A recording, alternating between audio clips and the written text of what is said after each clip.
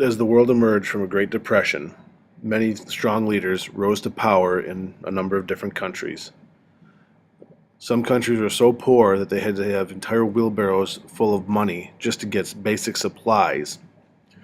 Germany was a good example of this, and in their country, a guy by the name of Hitler rose to power. Though he used his power and his leadership to do bad things, he was an excellent leader.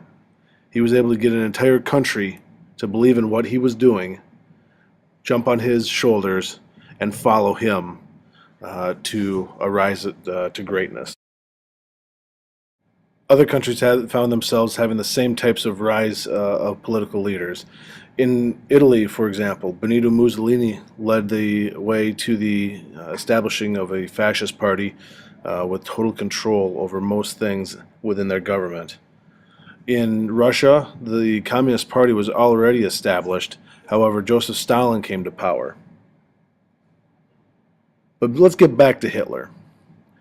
Hitler not only wanted to take over the German people, or I should say the country of Germany, and make a great rise to power, he also wanted to basically take over the entire continent of Europe and eventually the world. He wanted to eliminate anybody that wasn't German. Most of the world was appalled by this idea that somebody would take over or attempt to take over the entire world, and certainly they were upset by the fact that he was basically only worrying about the German people. However, in order to try to get him to stop, the world practiced something called appeasement. You see, after World War I, when the German Empire tried this the first time around, they said, no, we'll take a hard line, we'll stop you. Well, the problem was nobody wanted to step up and fight a war, so they thought, well, I'll tell you what, we'll just have Germany and Hitler take just a couple small countries. We'll appease him. And this is where we get the term appeasement from. We'll let him have Austria and see if he'll stop there. You know, that should be enough. We'll stop him there, and then we'll call it good. The problem is that wasn't good enough for Hitler. You see, Hitler, like I said, he wants the world, the entire world. And so he continues his actions, and the world continues to appease him by letting him have some other small surrounding countries that basically weren't strong enough to fight back. On September 1st of 1939, Hitler finally does what everybody expects. He invades Poland and starts World War II.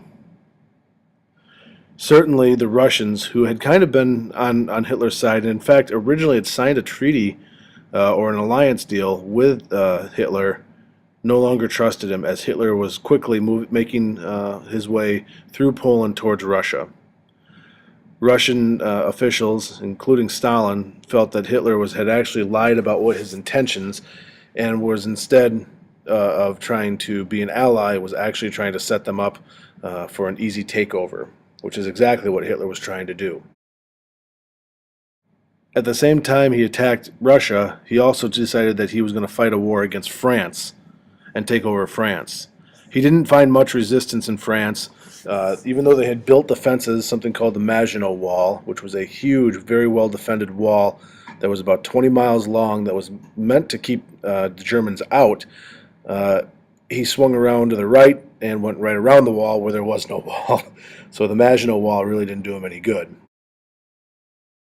Hitler also decided to fight an air war against Great Britain, and it turned into probably the greatest air battle ever fought between the bombers from Germany dropping bombs constantly on London, to the dogfights between the fighter pilots and the bomber pilots. Probably the best known and most studied air war ever fought. Not only were things going on in Europe, but in Asia, Japan was also making a move towards trying to gain world supremacy. They were starting with the Pacific Ocean. The Empire of Japan had already attacked and taken over many of the South Pacific islands in an attempt to leapfrog their way to the east towards North and South America. On December 7th, 1941, the infamous attack on Pearl Harbor happened, where Japan sent hundreds and hundreds of planes to essentially take out the base at Pearl Harbor, as well as eliminate as many of the naval ships that the U.S. had as possible, so that the U.S. would not be strong enough to retaliate and stop a full-blown invasion of the western shores of the United States. So at this point, battle lines had been drawn, and by that I mean the sides were shaping up, the teams were shaping up. On one side, you had the Axis powers. That would be Germany, Italy, and Japan, with a handful of other nations. The other side, you had the Allies.